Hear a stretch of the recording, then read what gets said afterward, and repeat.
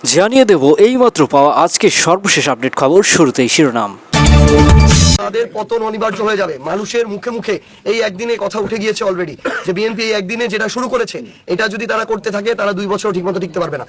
আওয়ামী লীগের মতো বিএনপি সরকারেরও খুব দ্রুতই পতন ঘটবে বলে জানিয়েছে বৈষম্য বিরোধী ছাত্র আন্দোলনের নেতাকর্মীরা।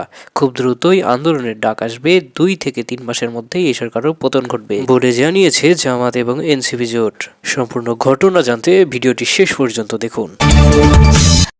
এরপর জানিয়ে দেবো, তারেক রহমান বলেছেন, আমরা ভোট চুরি করে ক্ষমতায় আসেনি, দেশের জনগণ আমাদেরকে ভোট দিয়ে ক্ষমতায় এনেছে। জানতে হলে ভিডিওটি শেষ পর্যন্ত দেখুন। এরপর জানিয়ে দেব, এমপি মন্ত্রী হয়েও ঢাকা দক্ষিণ সিটি কর্পোরেশনের মেয়র পদে লড়বেন ইশরাক। সর্বশেষ জানিয়ে দেব, আওয়ামী লীগ বিএনপি ভাই ভাই বললেন বিএনপি নেতা এবং তাদের সকল কার্যক্রম এবং অফিস খুলে দেওয়ার ঘোষণাও দিয়েছে এক বিএনপি নেতা। প্রিয় দর্শক, এতক্ষণ দেখছিলেন শিরোনাম, এখন জানিয়ে দেব বিস্তারিত। দেশের রাজনীতিতে কি আবারও বড় কোনো পরিবর্তনের ইঙ্গিত? ছাত্র জনতার কণ্ঠে কি শোনা যাচ্ছে নতুন কোনো বার্তা? ক্ষমতার মসনদ কি চ্যালেঞ্জের মুখে? হ্যাঁ, সাম্প্রতিক সময়ে বিভিন্ন ক্যাম্পাস, সামাজিক যোগাযোগ মাধ্যম এবং বিভিন্ন জনসমাবেশে শোনা যাচ্ছে তীব্র বক্তব্য। ছাত্র জনতার একটি অংশ বলছে, বর্তমান রাজনৈতিক পরিস্থিতি দীর্ঘস্থায়ী হবে না।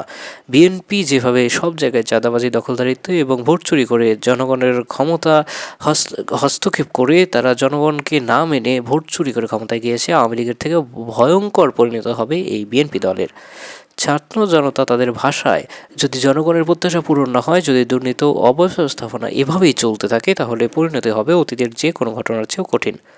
এই বক্তব্য ঘিরে রাজনৈতিক অঙ্গনে তৈরি হয়েছে ব্যাপক আলোচনা সমালোচনা। কেউ কেউ বলছেন এটি কেবল ক্ষোভের বহিঃপ্রকাশ, আবার কেউ কেউ মনে করছেন এটি সংগঠিত আন্দোলনের পূর্বাভাস। রাজনৈতিক বিশ্লেষকরা বলছেন, বাংলাদেশের ইতিহাসে ছাত্র সমাজ বহুবার বড় পরিবর্তনের সূচনা করেছে। যখন অর্থনৈতিক দ্রব্যমূল্যের ঊর্ধ্বগতি, চাঁদাবাজি, অন্যায়, অত্যাচার জনগণের উপরে উঠে দাঁড়িয়েছে, তখনই পরিস্থিতি অন্য রূপে রূপান্তরিত হয়েছে। কারণ এরা বাঙালি জাতি, বাঙালি কখনো চুপ থাকে না। অন্যদিকে আন্দোলনের পক্ষে থাকা কণ্ঠগুলো বলছে, আগামী কয়েক মাস হবে অত্যন্ত গুরুত্বপূর্ণ, রাজপথে নির্ধারণ করবে ভবিষ্যৎ। এ সরকার থাকবে কি থাকবে না। প্রশ্ন উঠেছে, এটি কি সাময়িক উত্তাপ নাকি বড় কোনো রাজনৈতিক অধ্যায়ের সূচনা হতে পারে?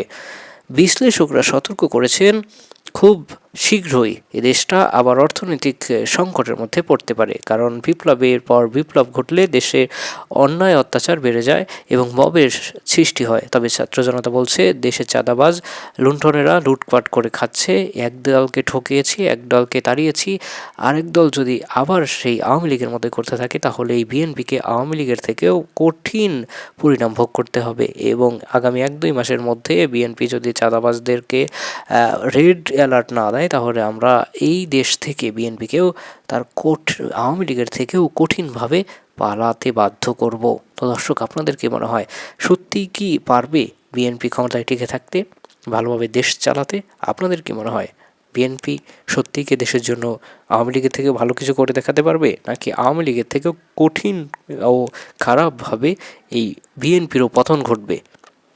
দর্শক, আপনারা কি বলতে চান? আপনার মতামত কি?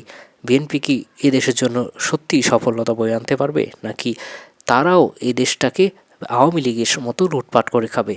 এছাড়া আপনাদের কি মনে হয়, আওয়ামী লীগকে দেশকে লুটপাট করে খেয়েছিল, নাকি ছাত্র জনতাকে ভুল বুঝিয়ে জামাত শিবির এবং অন্যান্য বিএনপি দল তাদের কার্য হাসিল করতে চেয়েছিল, যা তারা এখন পেরেছে? দর্শক, আপনাদের কি মনে হয়, এবারের নির্বাচন কি সত্যিই সুফল এবং সফলভাবে সম্পন্ন হয়েছে? আপনারা যাদেরকে ভোট দিয়েছেন তারা কি নির্বাচিত হয়েছে? আপনার মতামতকে অবশ্যই কমেন্ট করে জানাতে ভুলবেন না।